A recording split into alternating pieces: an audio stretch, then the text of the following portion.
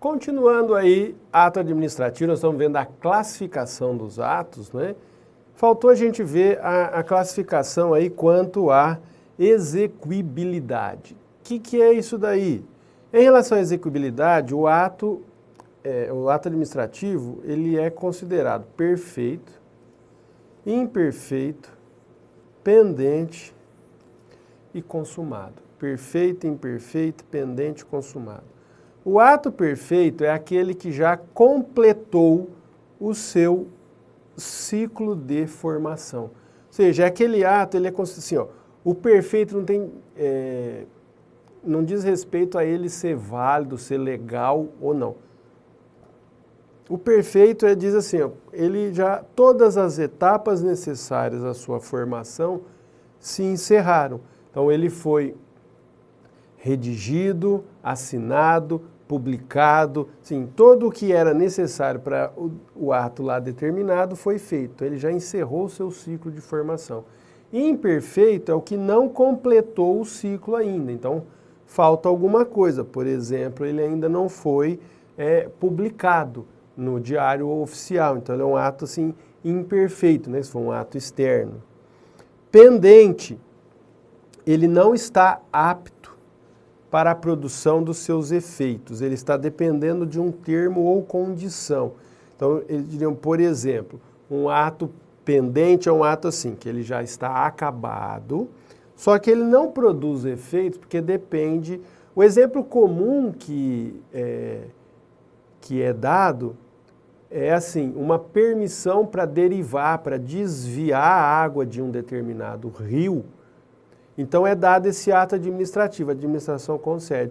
Fica autorizado o proprietário a derivar, desviar a água do rio, mas aí coloca lá, né, que a partir, desde que o rio esteja, que ele chegue, né, à altura de tantos, né, assim, com a profundidade, né, que ele faça uma medição e condicione assim, em outras palavras, ó, você tem direito a desviar a água do rio, mas você só vai ter esse direito a partir do momento que o rio encher e chegar na marcação de tantos metros.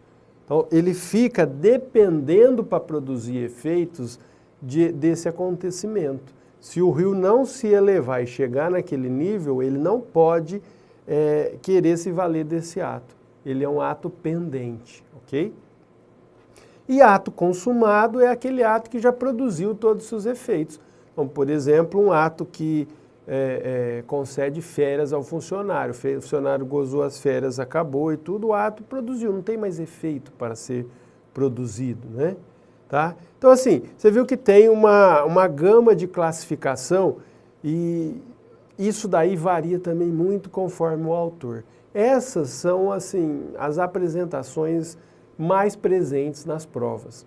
Aí, para você lembrar e ajudar um pouquinho, vamos colocar elas todas juntas para você lembrar pelo menos o que tem em cada uma das classificações. Vamos comigo aí no exemplo aí, vamos no quadro aí, né? Vamos marcando. Então, quanto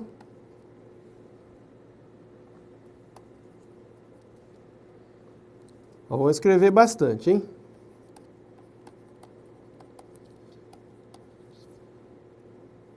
Quanto ao destinatário. Quanto ao destinatário, o ato pode ser geral ou individual. Quanto ao alcance,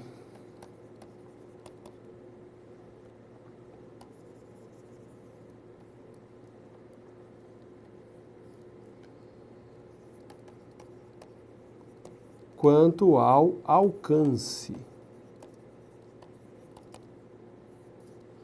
O ato pode ser interno e externo. Quanto ao objeto,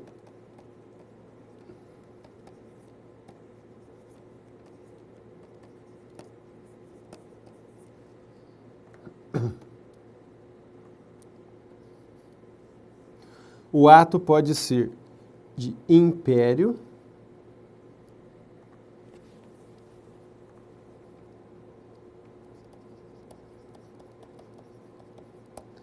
de gestão e de expediente.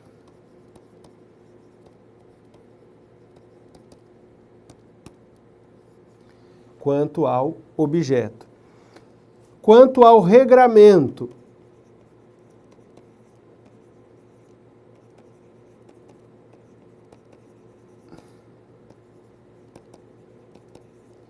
o ato pode ser discricionário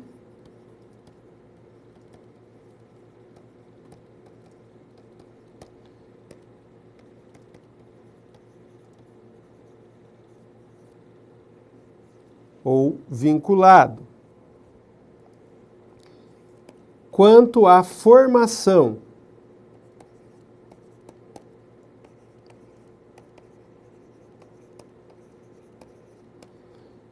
o ato pode ser simples,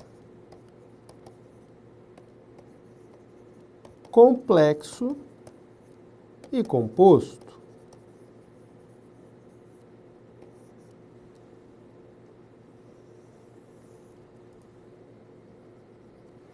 Vamos continuar do lado de cá, que aí fica no mesmo aí para você depois estudar tudo junto aí, né? Tentar caber ele aqui. Quanto ao conteúdo,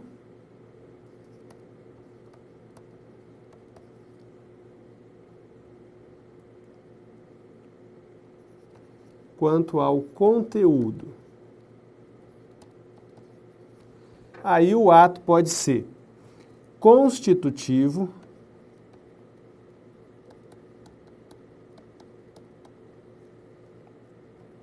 o ato pode ser extintivo,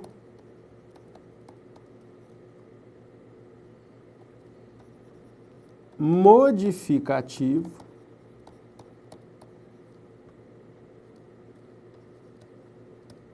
alienativo,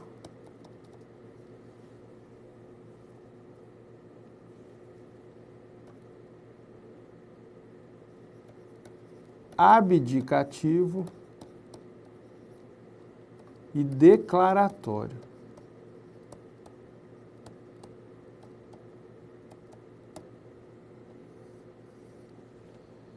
E quanto à execuibilidade,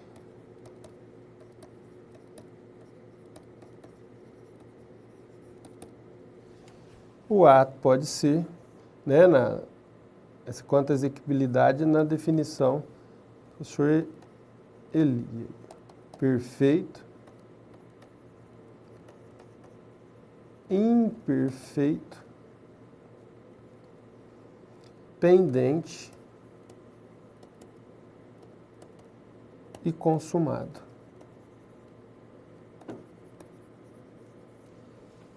Ok? Acho que aí esse quadrinho aí pode te ajudar aí na hora de estudar, né? De memorizar a classificação. Continuando aí, isso aqui diz respeito para a gente juntar coisas que nós já vimos. Perfeição, validade e eficácia. O que nós temos aí em relação a isso daí? Só se não confundir, distinguir.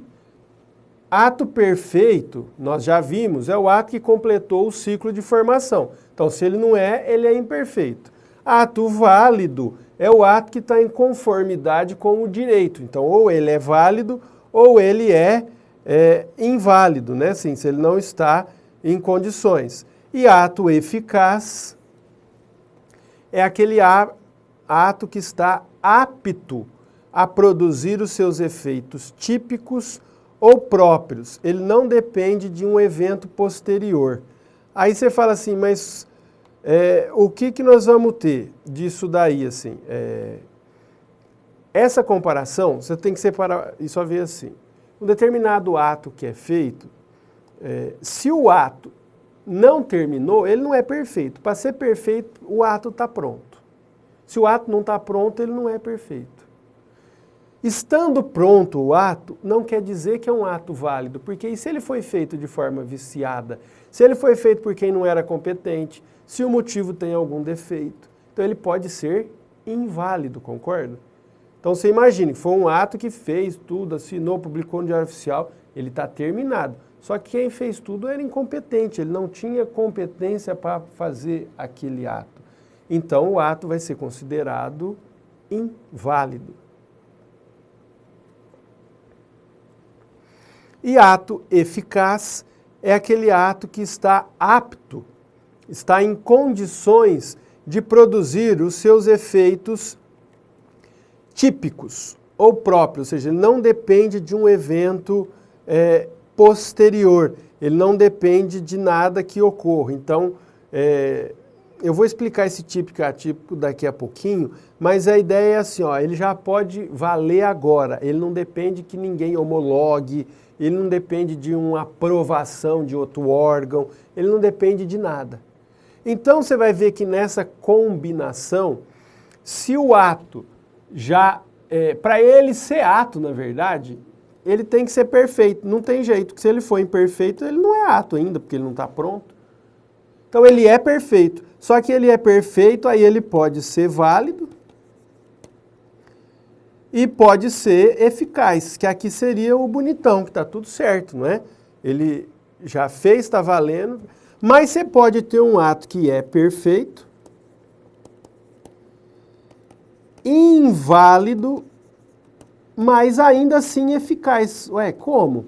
Porque, lembra, presunção de legitimidade, mesmo às vezes tendo vício, ele está produzindo efeitos. Aí você pode ainda ter um ato que é perfeito, inválido e ineficaz. Ou seja, um ato que ele é perfeito, mas ele tem vício e ainda não está produzindo efeito. Como você pode ter também um ato perfeito, válido, mas que não produz efeito ainda, que está aguardando alguém homologar, aprovar, ele seria ineficaz, tá? Para entender isso daí. Em relação ao eficaz, que lá fala em efeitos típicos e atípicos, isso aqui é uma visão um pouco aprofundada desse tema, então você não vai ver isso em toda a prova. Às vezes uma prova que cair, que a banca exigir uma maior complexidade, ela vai pedir isso aqui. Que aí ele divide, que nós vimos que o ato eficaz, dele ser eficaz ou não, é se o ato está pronto para produzir efeito, se ele depende de alguma coisa. Só que esse pronto para produzir efeitos, os efeitos que você leva em consideração para dizer se ele já está produzindo ou não, são os efeitos típicos, não é? Por quê?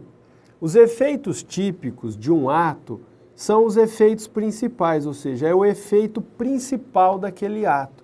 Exemplo, num ato de demissão, qual que é o efeito típico, o principal efeito do ato de demissão? Romper o vínculo do servidor com a administração. Mas os atos possuem também efeitos atípicos. Porque isso caiu já em provas e tal, aí às vezes você cai lá e fala, pergunta, o efeito prodrômico do ato, e você fala, que raio é esse, professor? Tem nada, ó, é só questão de nome. Os efeitos atípicos são aqueles que não são os principais. Eles dividem em dois, ó, prodrômicos e reflexos. O prodrômico ou preliminar, é isso, sinônimo de preliminar, gente. Ele ocorre entre a feitura do ato, entre a edição, até o início dos efeitos típicos. Então, é um efeito preliminar, é um efeito que só assim, ó, do dia que o ato foi feito até o dia que os efeitos propriamente do ato começaram a ser produzidos, esse intervalo eu teria o tal do efeito preliminar ou prodrômico, que é o quê? Exemplo, ó, um ato que depende de controle um ato que depende de aprovação, um ato que depende de homologação. Então, o ato foi feito, não é? E aí ele ainda não está produzindo o seu efeito típico principal, porque ele depende da aprovação. Então, ele diz só que os efeitos atípicos dele, entre o dia que foi feito até o dia que a autoridade homologar, chama de efeito prodrômico aí, né? E efeitos reflexos já são aqueles efeitos do ato que não levam em conta essa questão do momento de produção, mas sim quem ele atinge. São os efeitos que atingem terceiros. Exemplo, desapropriação. Por quê? Ao desapropriar um imóvel, você atinge o locatário do imóvel. Imagine que você desapropria um imóvel e aquele imóvel está alugado. A pessoa, o inquilino lá, ele não vai poder dizer, estou alugado até não sei que ano, tem contrato, o contrato vai ser rompido ali. A desapropriação atinge o terceiro. Isso é considerado já um efeito reflexo, não é um efeito típico, próprio do ato, entendeu? Tá? Então, assim, para você só lembrar aí, se cair isso, você não errar. Se cair é que a prova é bem cabeluda, viu? Então você vai colocar lá, ó, que os efeitos do ato, você tem os efeitos típicos, né? Que são o quê? Os efeitos, o efeito principal do ato. E você vai ter os efeitos atípicos, que são divididos em dois. Você poderia dizer assim, que ele é chamado de efeitos preliminares,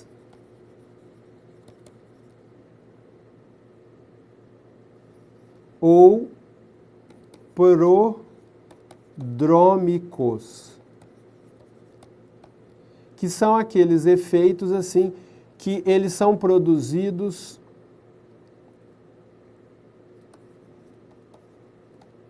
do dia em que o ato foi feito até o dia em que os efeitos típicos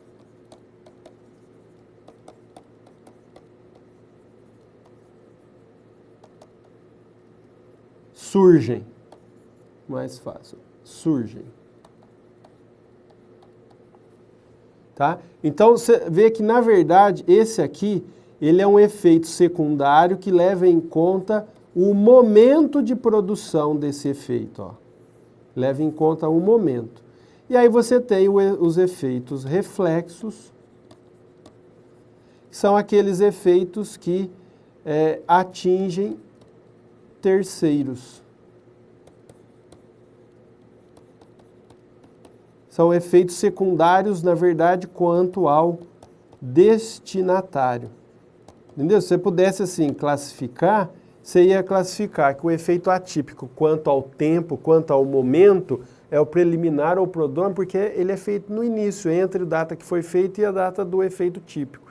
E quanto ao destinatário, seria o efeito reflexo, que repercute no terceiro, o exemplo da desapropriação.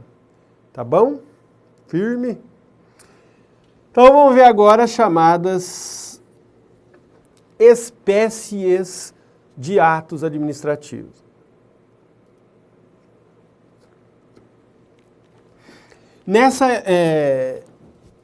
Nessa classificação aqui, nós vamos usar a posição do professor Eli Lopes Meirelles, que em ato administrativo ainda é a doutrina mais cobrada nas provas, e esse modelo tradicional dele é o que você vai encontrar nas provas aí, que você vai ver que tem normativo, ordinatório, negocial, enunciativo e punitivo, né? Então você já anota aí para você lembrar e ir estudando. As espécies de ato, que aí nós vamos ver uma por uma.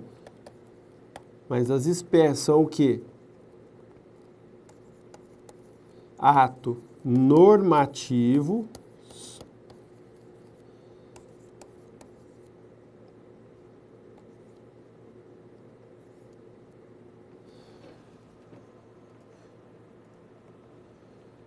atos ordinatórios, atos negociais,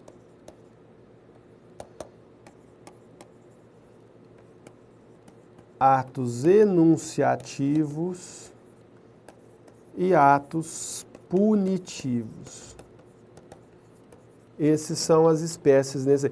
Para quem gosta dessas histórias aí de decorar coisa, ó, fica aqui um NONEP, né? Quer dizer nada, mas se ajudar a decorar, né? Tá? Normativo, ordinatório, negocial, enunciativo e punitivo. O que são os atos normativos? Os atos normativos são aqueles que possuem conteúdo geral, abstrato, destinado a todas as pessoas que estejam na situação por eles regulada. Lembra que a gente estudou? É aquele ato praticado com base no poder regulamentar da administração, em que ela pratica um ato em que ela vai explicar detalhadamente uma lei. Então ela pega a lei, seguindo a lei, detalha a lei para que as pessoas possam cumprir aquilo que está determinado ali na lei. Então aqui aí ele tem, parece que é lei, mas o ato ele é infralegal, tá? Então assim, ele está logo abaixo da lei. Exemplos que nós temos, então ele atinge todo mundo que está na situação. Decreto, instrução normativa, regimento, resolução, deliberação, são exemplos de atos normativos. Você lembra, falou em ato normativo, você lembra de norma, você lembra que determina um comportamento. Então a administração, o prefeito, o governador, né, ele pode sentar lá e dar uma canetada lá e aquilo ali ser um ato que impõe determinados comportamentos às pessoas. Só que você lembra que ele não tem força de lei, é um ato que é infralegal, que está abaixo da lei e o limite dele é a própria lei, né? Que ele serve a regra. Tem aquele autônomo e tem o de execução. O de execução serve para explicar a lei, detalhar a lei para que ela possa ser efetivamente cumprida, né? É isso que nós vamos ter no ato normativo. Então, decreta, ato normativo. E o que isso tem? Ele é uma espécie de ato administrativo que, de certa forma, ele está acima dos demais tipos de atos. Você fala assim, mas por quê? Imagine que aqueles exemplos que nós demos lá das empresas do poder público oferecer incentivos fiscais para as empresas virem se instalar na área onde será o distrito industrial. E aí, então, é publicada a lei concedendo esse benefício, e aí lá diz quais são, por exemplo, as áreas ou por quanto tempo será o benefício. Aí vem o prefeito, vai fazer um decreto para poder aquela lei ser posta em prática, ele vai detalhar, olha, que as empresas têm que levar e põe uma lista de documentos que têm que ser apresentadas, então todo ano até o dia tal do mês tal para poder valer, né, para o período seguinte, assim, ele vai detalhar isso daí. Feito isso, você imagina que então o que a empresa segue? Ela segue a lei e segue esse decreto que explicou a lei, mas o decreto é um ato normativo, é um ato administrativo feito ali, por exemplo, pelo prefeito. Aí o pessoal da empresa vai lá na prefeitura, leva toda a papelada que pediram, tal. Aí vai ser feito um ato administrativo, e esse ato normativo dos requisitos, os documentos, onde são apresentados e tudo mais, valem para todos, ou seja, todas as empresas que queiram se instalar naquela situação seguem aquilo lá. Então ele tem um conteúdo geral. Uma vez que o pessoal da empresa vai lá na prefeitura, no município, leva a papelada toda, aí o município vai ter que fazer um outro ato administrativo, mas aí só para a empresa. Ele vai fazer um ato específico, deixando claro ali, concedendo os benefícios para ela. Perceba que esse ato feito, ele já é um ato individual, um ato direcionado, mas que ele não tem efeito normativo.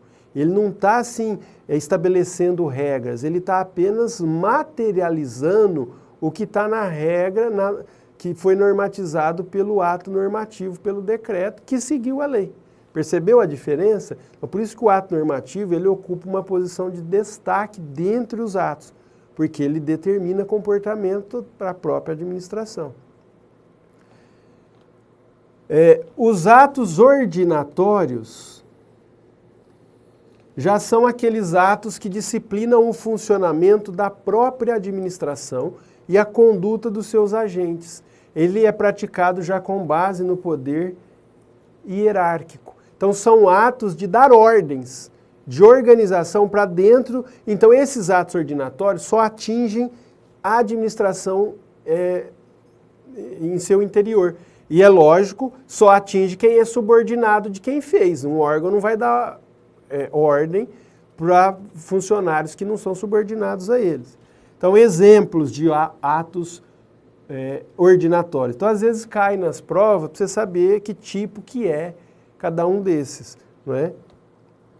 Instrução, circular, aviso, portaria, ordem de serviço, ofício, despacho. Esses nomes, então, gente, tem alguns que são próprios, mas, por exemplo, a portaria é meio que um coringa. Você pode fazer portaria para dar ordem, portaria para aplicar pena. Então, não é só o nome, o que importa é o conteúdo, na verdade. Mas alguns, você vê que essa circular, então, normalmente é uma circular para todos os órgãos, departamentos daquele órgão ali, divisões, né? Então, essa é a ideia, assim, que isso aqui vale só dentro. Instrução, circular, aviso, portaria, ordem de serviço, ofício e despacho. Atos negociais. Os atos negociais são uma espécie um pouquinho diferente dos atos administrativos.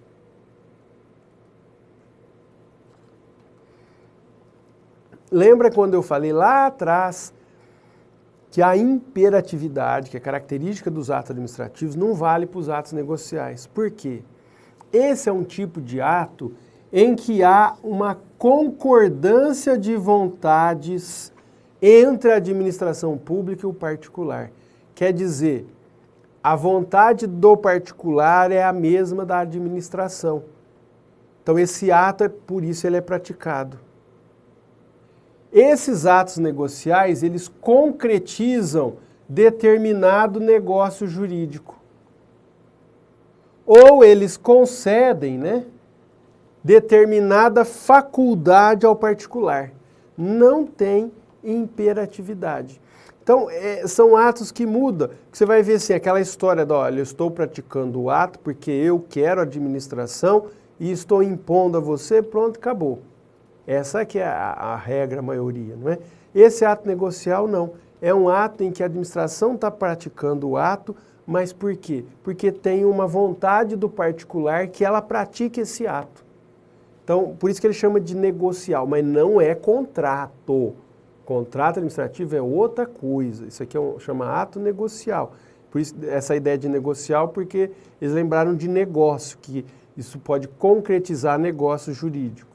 Esses atos negociais, eles podem ser precários ou definitivos, vinculados ou discricionários. Precários ou definitivos, vinculados ou discricionários. O que você teria disso? A ideia é assim, a precariedade e definitividade só tem sentido assim. O ato foi feito? Foi. Eu posso desfazer esse ato a hora que eu quiser? Se eu puder fazer e desfazer a hora que eu quiser, ele é chamado de precário. Se não, se eu fizer, não, eu fiz, eu não posso desfazer a hora que eu quiser. Só se às vezes o destinatário fizer alguma irregularidade, ele aprontar alguma coisa, que aí a gente pode cassar aquele ato, mas porque ele fez algo errado. Se ele não fizer nada errado, eu não posso tirar dele. Então aí fala que ele é definitivo. E vinculado ao discricionário, você já sabe, né? Então, por exemplo, a licença. O que é a licença? É um ato que a administração faz, atendendo a solicitação ali de um particular, e que por meio desse ato, ela concede, autoriza ali a realização de uma atividade. A licença, ela é identificada como um ato, né? A licença, ela é identificada como um ato. Vou pôr o outro primeiro. Vamos pôr esse, não. Vinculado e definitivo. Por quê? Porque se você vê a licença, um exemplo, licença para construir teu imóvel. Você pede a licença, o poder público te dá a licença para construir. Ele não pode ir lá daí de um mês, eu te dei, mas mudei de ideia, tá, não vou te dar mais não. Se você preenche os requisitos, primeiro, que para ela fazer esse ato, ela é obrigada a fazer se você preenche os requisitos, porque está assim na lei, então o ato é vinculado. Ela é obrigada a te conceder a licença se você preenche os requisitos legais. E uma vez te dada a licença, ela não pode te tomar a qualquer tempo. Ela só vai desfazer esse ato se você descumprir, por exemplo, você construir fora do que está lá previsto. Se não, esse ato continua valendo. Mesma coisa, sua licença para dirigir. Uma vez que você passou, aprovou em todas as provas, prova técnica, teórica e prática, você vai ter direito a que seja expedida a licença para você dirigir. Aí eles fazem o ato e te materializam naquele documento. Uma vez que te entrega aquele documento, né, aí eu estou falando não aquele provisório, depois o definitivo, que tem prazo lá, por exemplo, 5 anos, tua carteira de habilitação. Eles podem te tomar a qualquer tempo? Ah, não quero mais que você dirige não, devolve aí. Lógico que não. Só se você fizer algo errado, percebeu? Isso é a ideia da definitividade. É diferente de você pegar, por exemplo, a autorização, né? Se você pegar a autorização, por exemplo, que ela é discricionária,